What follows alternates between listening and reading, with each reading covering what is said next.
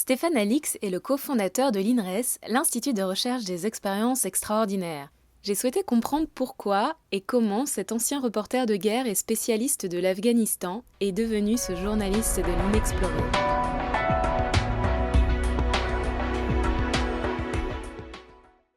Bonjour Stéphane. Bonjour.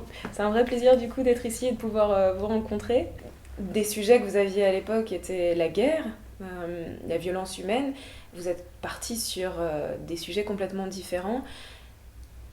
Qu'est-ce qui s'est passé en fait? Pour moi, c'est exactement la même chose. Ce sont les frontières. C'est vraiment toujours ce qui m'a intéressé, c'est d'essayer d'explorer les terres qui n'étaient pas explorées, les terres qui étaient inconnues ou sur lesquelles il y avait peut-être beaucoup d'idées préconçues. Quand je suis parti en Afghanistan la première fois à 19 ans pour rejoindre un groupe de combattants, je voulais voir ce que c'était qu'un pays en guerre, pourquoi des gens se battent, pourquoi des gens en tuent d'autres.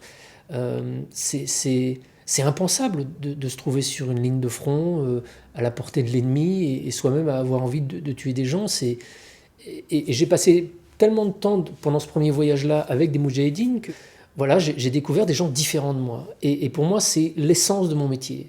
Découvrir, comprendre et vivre avec des gens différents et essayer de ramener ce que j'ai perçu et ce que j'ai enregistré de cette différence à mes compatriotes ici pour, à travers un article, à travers un film, à travers un livre, leur faire partager cette différence-là. Voilà, donc ça, je l'ai fait sur la guerre, je l'ai fait sur l'Afghanistan, je l'ai fait sur l'Asie centrale, je l'ai fait sur un autre sujet qui est le sujet de la drogue, le trafic de drogue, héroïne et opium. Et aujourd'hui, j'ai simplement transposé ma méthode de travail sur d'autres sujets, mais qui sont tout aussi difficiles, confus et particuliers à travailler. La conscience, la vie après la mort, l'origine de la vie dans l'univers. Voilà, c'est des sujets qui sont souvent traités à la va-vite, avec beaucoup d'idées préconçues, qui font l'objet de fantasmes et d'émotions qui prennent le pas souvent sur l'information brute. Mais voilà, j'ai pas l'impression d'avoir radicalement changé à la fois et de méthode et d'angle d'intérêt sur mes sujets. Par exemple, vos distributeurs, les producteurs qui travaillent avec vous, quand vous leur avez annoncé que vous alliez rencontrer John Mack par exemple, ou que vous aviez envie d'écrire un livre sur la mort ou sur les ovnis, quelle a été leur réaction? Est-ce qu'ils vous ont accompagné tout de suite? Est-ce qu'ils vous ont fait confiance dans ce projet-là? Ou est-ce qu'ils ont dit, attends Stéphane, là, t'es reporter de guerre, là tu vas parler des ovnis et des extraterrestres, tu vas sur un terrain, là on ne te suit pas? Bah justement non, parce que je pense que le problème de ces sujets-là, c'est qu'ils sont, jusqu'à aujourd'hui, ils n'ont pas été traités sérieusement.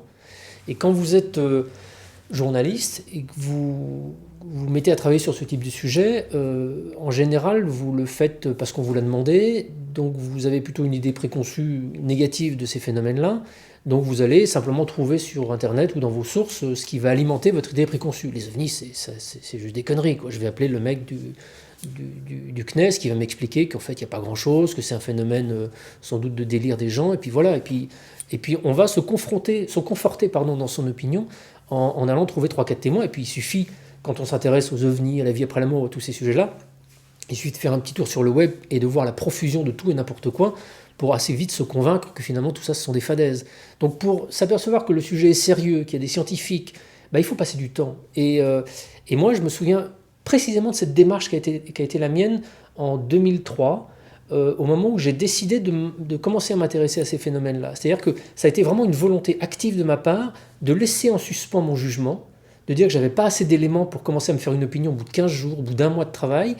Et je faisais à l'époque la démarche je travaillais sur le dossier OVNI et le dossier extraterrestre, et je faisais la démarche à l'époque d'aller toutes les semaines dans une librairie où je trouvais des livres d'occasion, et vraiment de prendre tous les nouveaux livres que j'avais pas vus avant, et de les acheter et de les lire. Et de ne m'interdire aucun sujet. Je me dis, je suis assez grand pour faire mon opinion moi-même, je ne m'interdis aucune lecture. Donc j'ai lu beaucoup de choses, j'ai lu effectivement beaucoup d'âneries, et puis parmi cette ânerie-là, j'ai découvert des noms, des scientifiques, un livre, etc., qui tout d'un coup me paraissaient plus sérieux, plus crédibles.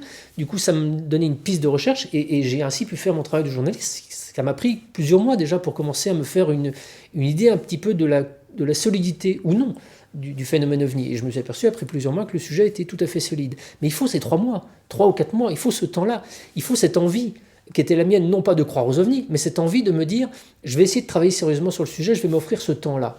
Quel a été ce déclic Est-ce que vous y étiez jamais posé la question avant des ovnis? C'est pas un Mais truc. jamais, jamais. C'est un concours de plein de choses en fait.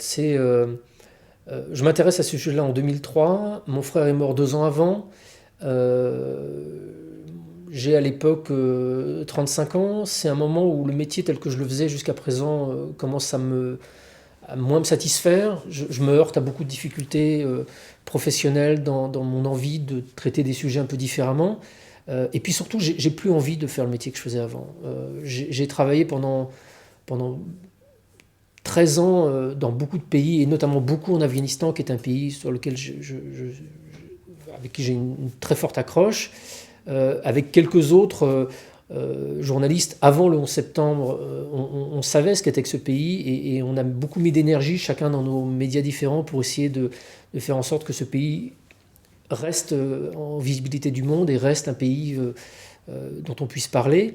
Et après le 11 septembre, il y a eu une telle débauche d'énergie, il y a eu un tel retournement de situation que là, le 11 septembre, c'était pile 6 mois, quasiment jour pour jour, après la mort de mon frère.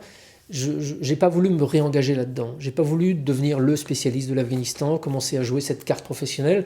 Voilà, c'est là où, parfois dans ma vie, j'ai fait des choix qui étaient professionnellement idiots, mais humainement peut-être salutaires. Et je pense qu'à ce moment-là, ça a été un des choix importants. Et après, je me suis trouvé, voilà, à 33 ans, 34 ans, devant une nouvelle vie possible. Et c'est là où ça a été un choix très précis, un choix conscient. C'est-à-dire que la facilité me faisait me réengager dans des sujets que je maîtrisais, voilà, politique, géopolitique. J'avais collaboré à un documentaire sur France 2 sur les routes du trafic de drogue en Asie centrale. Je devais en proposer un autre. Je commence à travailler sur un sujet, sur un personnage américain qui avait été capturé parmi les talibans et qui m'intéressait. Je me dis, quel parcours bizarre ce bonhomme. John Walker Lind.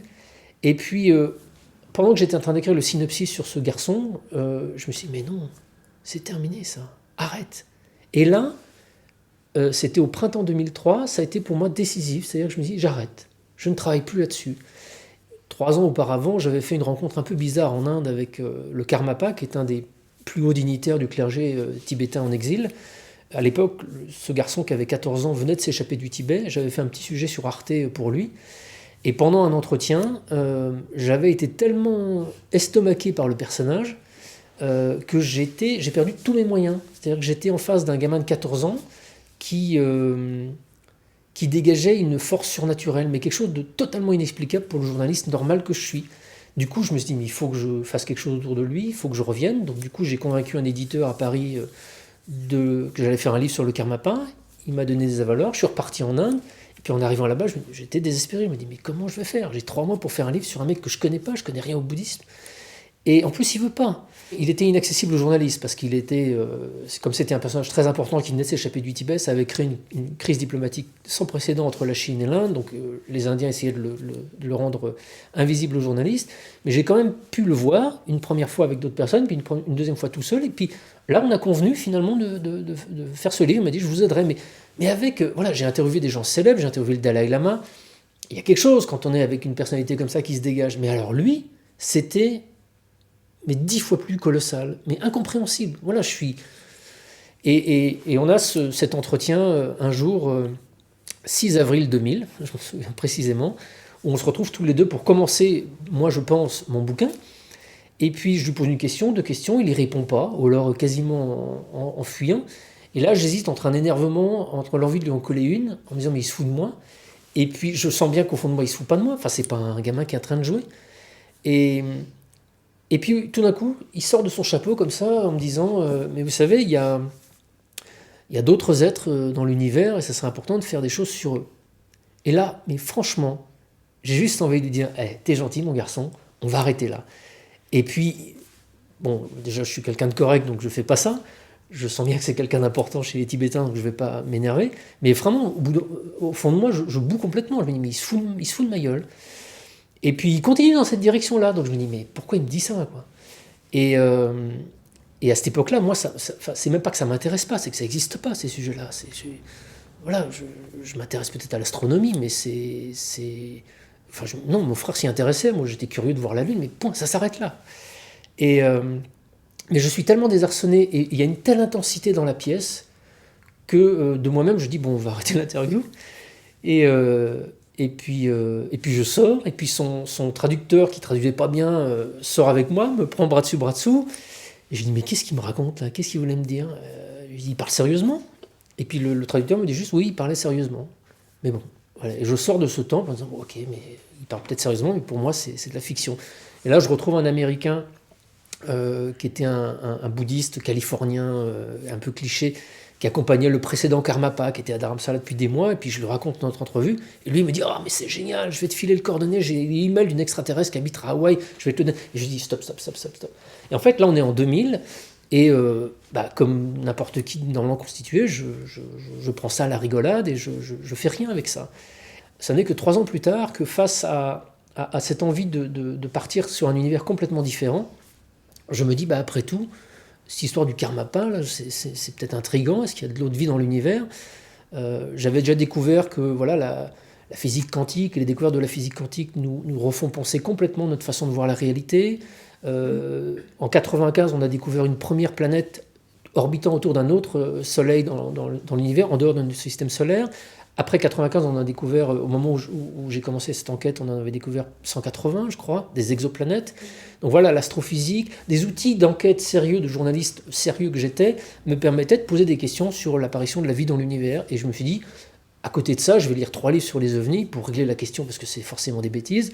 Et puis je vais travailler sérieusement. Donc j'ai proposé à France 2 un documentaire sur voilà, l'apparition de la vie dans l'univers. Et c'est comme ça que tout ça est parti. Alors, du coup, vous étiez lancé dans ces lectures, et c'est là que vous êtes tombé sur John Mack, en fait, si vous pouviez présenter rapidement qui c'est, et ça a été un peu crucial ou important dans en fait, vos recherches. Ce qui s'est passé, c'est qu'à partir du moment où j'ai commencé à travailler sur ce documentaire pour France 2 sur l'apparition de la vie dans l'univers, j'ai commencé à lire effectivement 2-3 petites choses sur les ovnis. J'ai lu plein d'âneries, mais j'ai aussi lu 2-3 livres qui, tout d'un coup, me paraissaient sérieux, me paraissaient curieux. Je me disais, si ce sujet est ce que je pense, et rien, n'importe quoi, il n'y aurait pas des gens aussi sérieux qui travailleraient dessus. Donc ça a commencé à m'intriguer, ça m'a incité à travailler plus dans cette direction-là. Qu'est-ce que vous appelez sérieux? Sérieux, c'est-à-dire quand vous êtes... je veux pas dénigrer, mais quand vous êtes... pompiste au fin fond de la Creuse et que vous vous intéressez aux ovnis et que vous interrogez des gens mais sans aucun discernement, sans poser les bonnes questions, vous n'êtes pas très convaincant. Mais quand vous êtes astrophysicien au CNRS, quand vous avez travaillé sur le sujet, que vous avez posé les bonnes questions, les gens confondus, phénomènes naturels, etc., et que ces bonnes questions ne trouvent pas de réponse ou trouvent des réponses qui excluent justement la possibilité qu'il s'agisse d'une méprise des témoins, mais qu'on est face à un phénomène matériel, un phénomène doué d'une intelligence. Quand vous êtes un pilote de chasse de l'armée française, que vous êtes la police du ciel et que vous êtes capable d'identifier dans votre volume de vol tout objet qui peut être menaçant en quelques fractions de seconde parce que c'est votre boulot, vous êtes capable de différencier un météorite qui passerait d'un ballon, d'une lumière, et quand vous rencontrez des gens comme ça, ou quand vous lisez, parce que d'abord j'ai lu leurs témoignages avant de les rencontrer, soit vous êtes devant une énorme supercherie montée de toutes pièces par des centaines de personnes, et c'est juste la supercherie la plus colossale que l'humanité ait pu monter depuis je ne sais combien de temps, soit il y a quelque chose de réel derrière ce phénomène. Et en fait, c'est cette conclusion auquel je suis arrivé, qui a été assez fracassante. Quand vous découvrez que des gens de l'armée française, des gens des ministres, même des ministres, même jusqu'à des présidents se sont intéressés, le général de Gaulle s'est intéressé à la question. Donc voilà, moi j'ai pas découvert une réponse au bout de 3 mois en disant voilà, les extraterrestres existent, ils viennent de telle planète, ils visitent la Terre. En revanche, j'ai découvert que ce phénomène n'était pas réductible à une méprise des témoins ou des phénomènes naturels, qu'il y avait quelque chose qui était profondément inexpliqué derrière le phénomène ovni. Et le mot qui était pour moi le plus important, c'est le mot intelligence. Intelligence, c'est quoi? Quand vous avez vous êtes dans votre avion, vous avez un météorite qui passe, il suit une trajectoire rectiligne. Si vous suivez le météorite il bouge pas, il suit sa trajectoire, il tombe. Pouf. Par contre, si vous voyez une lumière passer devant votre avion, vous allez sur la lumière, que la lumière, tout d'un coup, se met à passer derrière vous, et puis vous allez sur elle pour la contrôler, et puis là, elle part à une vitesse colossale, elle a réagi par rapport à votre comportement. C'est là où on parle d'un phénomène et d'un comportement intelligent. Si en plus elle a dégagé une vitesse qui est juste impossible pour nos avions ou nos missiles ou quoi que ce soit qu'on fabrique aujourd'hui sur Terre, là on est face à quelque chose qui visiblement est intelligent et qui n'a pas été fabriqué par l'homme. Voilà, je réduis à l'extrême, mais en gros c'est ça le phénomène OVNI. Et ce phénomène est réel, il est constaté dans le monde entier par des centaines de gens extrêmement sérieux. Donc voilà, moi au bout de 3-4 mois d'enquête, je découvre cette réalité-là, mais c'est fracassant quoi, c'est fracassant. Parce que moi je suis quelqu'un doué d'une certaine forme d'intelligence, j'estime que les gens qui m'entourent aussi, et que si on a des faits aussi solides sur un phénomène comme ça, ben, on arrête de dire j'y crois pas, on n'est pas dans un phénomène de croyance, on est dans un phénomène d'enquête ou pas. Donc est-ce qu'on peut enquêter? Oui. Si on peut enquêter, qu'est-ce qu'on découvre? Voilà. Or, je découvre tout d'un coup que oui, on peut enquêter, oui, les faits sont solides, mais tout le monde continue à croire qu'il s'agit d'une croyance. Je me dis, ah là, il y a un vrai problème. Là, il y a un vrai problème. Sauf que ce type de comportement, je l'avais déjà connu un peu auparavant sur des phénomènes émotionnellement forts, comme le trafic de drogue, la guerre, des sujets sur lesquels il est difficile d'avoir des informations et sur lesquels les idées préconçues prennent souvent le pas sur l'information. Donc, moi, je m'étais un petit peu préparé, en fait. Et donc voilà, ce printemps 2003, l'avancée vers l'été 2003, pour moi, est fondamentalement excitant journalistiquement parlant. Et là, précisément, un jour, d'une de mes visites dans cette librairie, je découvre un petit livre sur les enlèvements extraterrestres. Alors là, j'avais toujours mes petites étapes. Là, j'ai quand même du mal. Ok, je veux bien que des pilotes voient des ovnis et qu'on ne l'explique pas, mais alors, enlèvement extraterrestre. Mais je me force vraiment à lire ce livre. Je me force vraiment. Et je découvre un phénomène qui est essentiellement connu aux États-Unis, mais qui aussi touche le monde entier, de gens qui disent pendant quelques heures avoir été enlevés dans une lumière. Parfois, ils ont des souvenirs assez précis de ce qui leur arrive, parfois pas. Le phénomène est assez documenté, et parmi les gens qui travaillent sur ce sujet-là, il y a un personnage qui me paraît, encore une fois, une erreur de casting.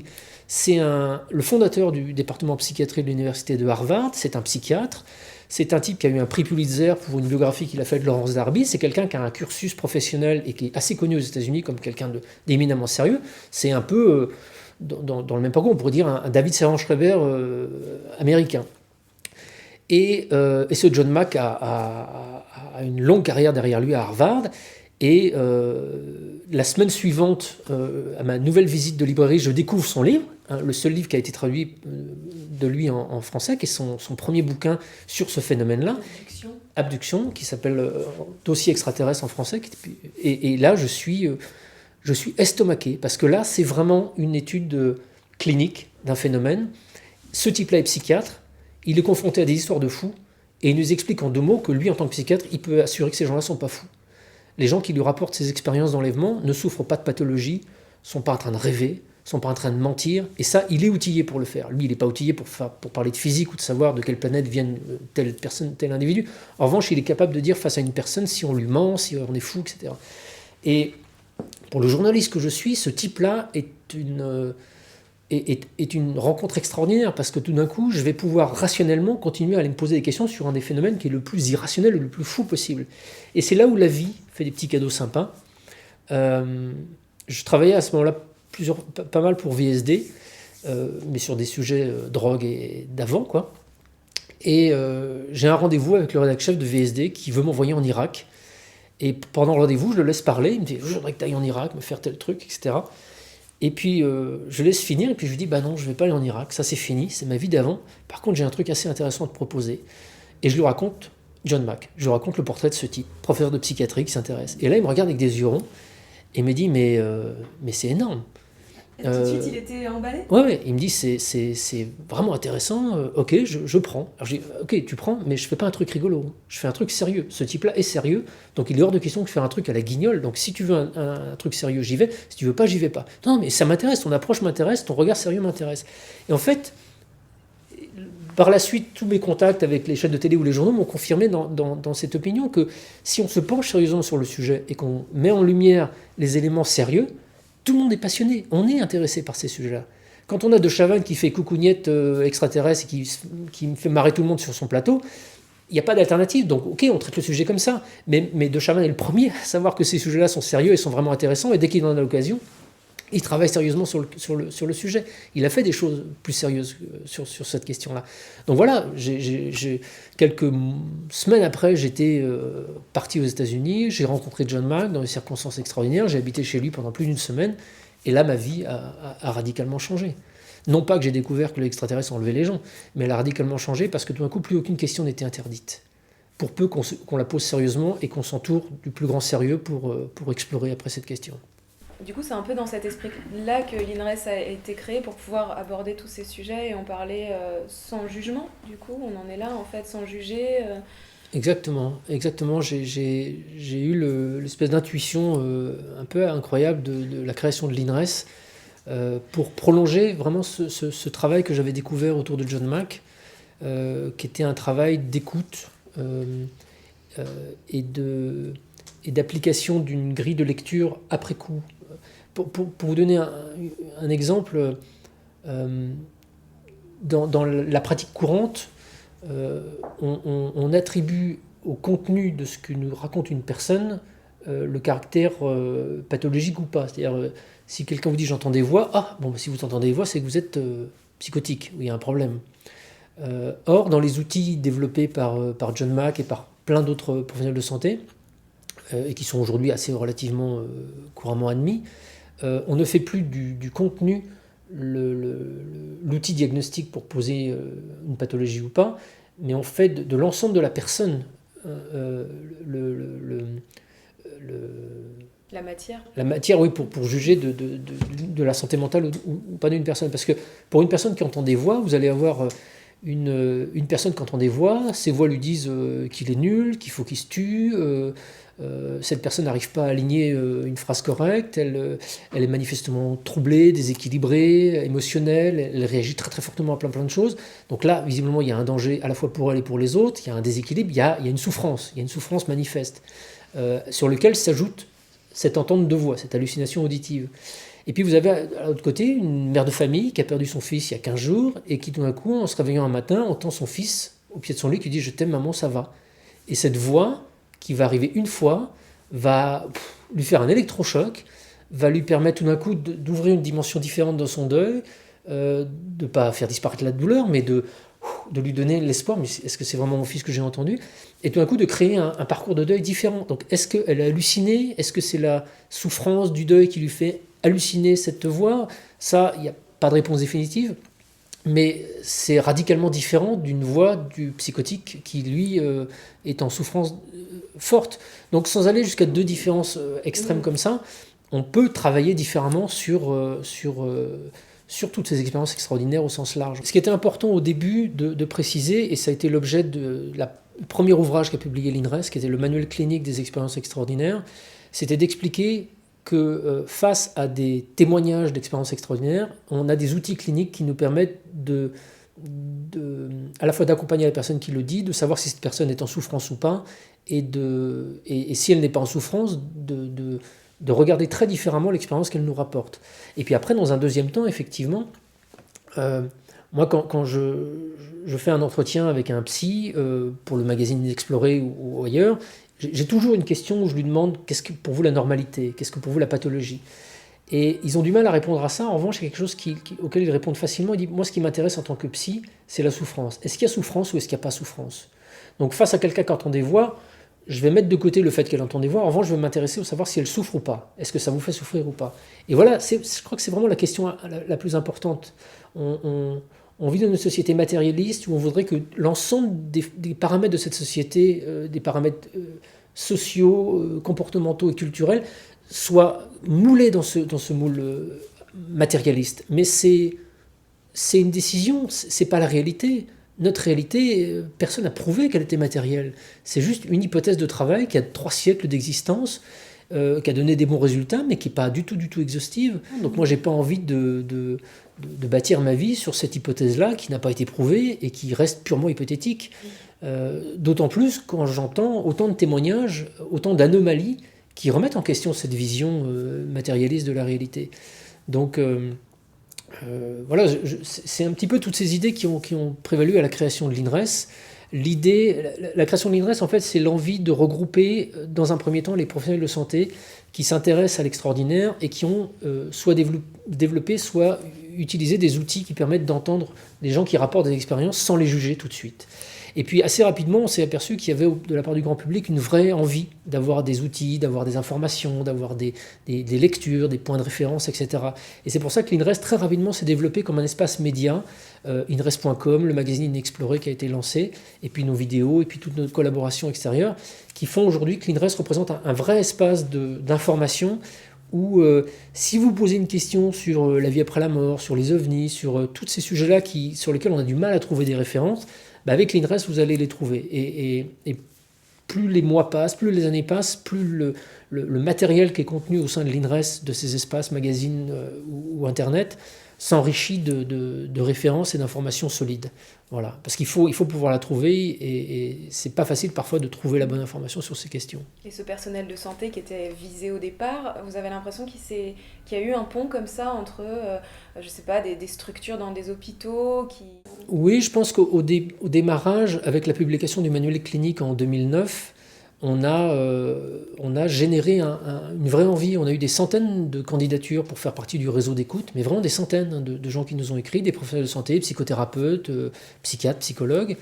Il y a aujourd'hui au sein de l'INRES une structure bénévole qui est dirigée par Agnès Delevagne, qui est une psychologue clinicienne et qui est animée par différents professionnels de santé, tous bénévoles, qui répondent gratuitement aux gens qui nous écrivent pour dire j'ai vécu ci, j'ai vécu ça, pour essayer de les orienter, de les conseiller. Voilà, et puis je pense qu'au-delà de ça, le débat qu'on a ouvert avec l'INRES aujourd'hui rejaillit sur d'autres espaces qui font qu'on considère peut-être de façon un peu moins crétine ces phénomènes. Voilà. On n'est plus dans le jugement arbitraire, ça tient plus, quoi. Quand on disait tout ça c'est des fadaises, il y a 15 ans on passait pour le mec rationnel, aujourd'hui on passe pour l'idiot du village. J'ai le sentiment que depuis quelques années il est plus facile de parler de ces sujets-là, qu'il y a moins de réactions épidermiques, de rejet, qu'on peut en discuter plus intelligemment. Moi, je le vois de par mes rapports professionnels avec M6 ou avec les différentes personnes avec qui je travaille. Il n'y a jamais de confrontation. Ouais, mais ça n'existe pas, tes trucs. Il n'y a pas de confrontation comme ça. Même avec M6, pour le lancement de la première saison d'Enquête extraordinaire, cette chaîne et la direction de cette chaîne a tout de suite perçu le sérieux de notre démarche et a parfaitement adhéré à cette idée-là. Cette idée qu'il n'était plus forcément nécessaire, à partir du moment où on présentait quelque chose d'ouvert sur une question extraordinaire, de forcément avoir le sceptique de service derrière qui n'y connaît rien mais va dire que ça n'existe pas. Tout ça, c'est ce qui se rencontrait encore dans les documentaires et les reportages avant. Moi, j'ai dit que je ne voulais pas ce système-là. C'est ridicule, ça ne sert à rien. Je ne suis pas là pour prouver que ça existe, je suis là pour montrer qu'il y a des phénomènes qu'on n'explique pas. Donc, je n'ai pas besoin d'un mec qui va me prouver que ça n'existe pas.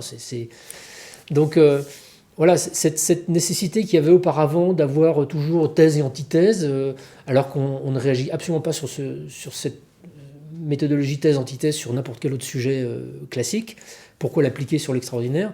Bon, voilà, ça, j'ai pu m'en passer aussi, et ça a parfaitement été compris par M6, et ils ont adoré, et puis l'audience l'a montré derrière. Moi, je trouve que ça manque, des documentaires sur ces sujets-là. Bon, il pourrait y en avoir plus, il y en a de temps en temps.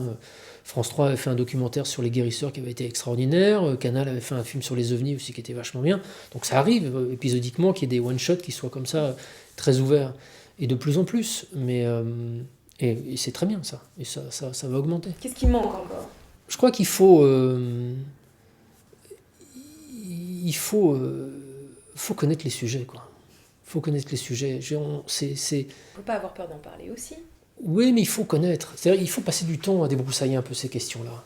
Parce qu'il y a beaucoup de choses trappes, il y a beaucoup il y a beaucoup de charlatanisme, il y a beaucoup de mythos, il y a beaucoup de tout et de n'importe quoi. Comme c'est justement pas un sujet, que ce soit la vie après la mort, les ovnis, etc., qui font l'objet d'une recherche académique, il n'y a pas une académie qui va vous dire quelque part, ça c'est la vraie recherche, et puis les autres sont des fadaises. Donc là, tout est un peu au même niveau. Des gens extrêmement sérieux et des gens qui sont complètement dans le délire absolu. Donc, ça demande une vraie rigueur. Ça demande une vraie rigueur, et ça demande de connaître le terrain, surtout. Et c'est ce qui fait la richesse de l'INRES, c'est que nous, ça fait maintenant des années qu'on travaille sur ces sujets-là. Donc on sait ce que vaut telle personne, ce que vaut telle autre. On sait quand on est dans l'hypothétique pure, on sait quand on est dans du sérieux. Donc ce qu'on montre dans Inexploré ou sur le site ou à travers des différentes productions, c'est des choses sur lesquelles on a déjà un petit peu travaillé. Mais il faut du temps, quoi, il faut du temps. Enquête extraordinaire, c'est des mois d'enquête, des mois et des mois de tournage, des choses tournées qui ne sont pas montées. Enfin, c'est un vrai travail d'enquête, quoi. Sérieux. Vous êtes positif sur l'avenir de l'homme et de l'humanité, sur... Ah, ça sera ça, un c'est petit une peu... autre question, ça. Ça, c'est un peu ma dernière question. En voyant que les choses s'ouvrent et qu'on peut parler de plus en plus de choses, qu'il y a peut-être des gens qui travaillent de plus en plus sur eux. Bah, optimiste ou pessimiste, je me situe plus trop à ce niveau-là, même si c'est vrai que j'ai signé le dernier édito du hors-série d'Inexploré sur l'espérance en disant que j'étais optimiste.